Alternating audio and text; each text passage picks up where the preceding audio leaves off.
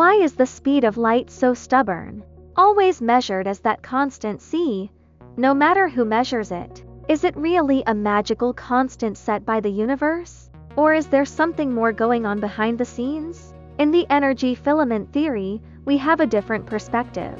Rather than viewing the speed of light as some universal, immutable constant, we like to say that the local speed of light is the maximum reaction speed that the energy c can bear. Essentially, it is the reaction limit of the local field.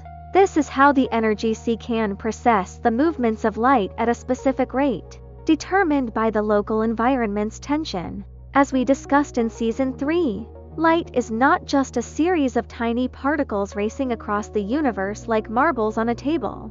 Instead, light behaves like a relay race. The energy c at any given point compresses and releases at a fixed rhythm, passing this rhythm to the adjacent regions and continuing the motion farther into space. It's like a series of relay stations passing on the baton of energy, one step at a time, from one point to the next. Let's reframe this concept using the language of fields. You can think of the local speed of light as the maximum speed at which the energy c can complete a relay handoff in the current tension field. When the energy c is tighter, more elastic, and more responsive, the speed at which it passes on the motion is faster. But when the c is looser and more relaxed, the speed of transmission decreases, and the energy moves more slowly.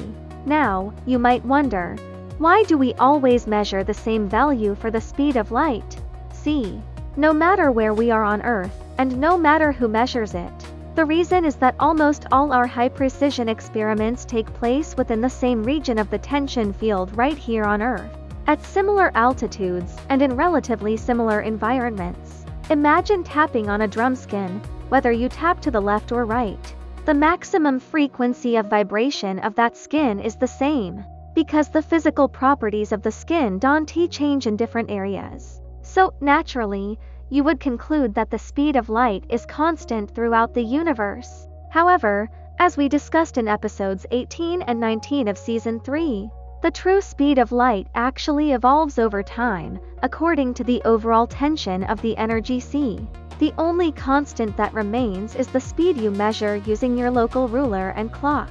Within the present moment of this energy c, the speed of light might be different in a different period of time or under different cosmic conditions. But the speed you measure locally remains stable due to the way we observe it.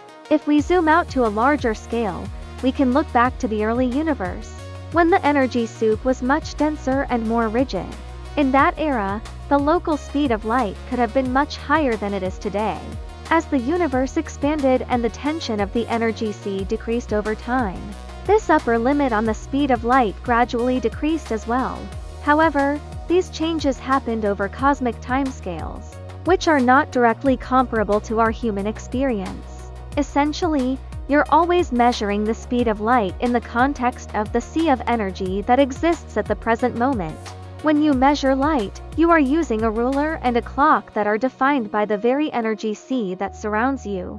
This is why the measured ratio of light's speed remains remarkably stable. This is a requirement of relativity, and it's something we can verify through experimental observations. So, to summarize this episode, here's what we want you to remember. The local speed of light is no longer seen as a universal constant that was set once and for all. Instead, it's the reaction limit of the tension field in the energy c.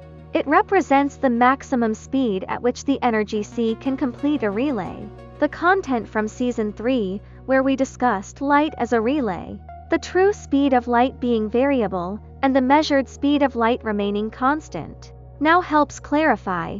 The upper limit of the speed of light is a fundamental property set by the energy c itself, rather than some magical number written into space.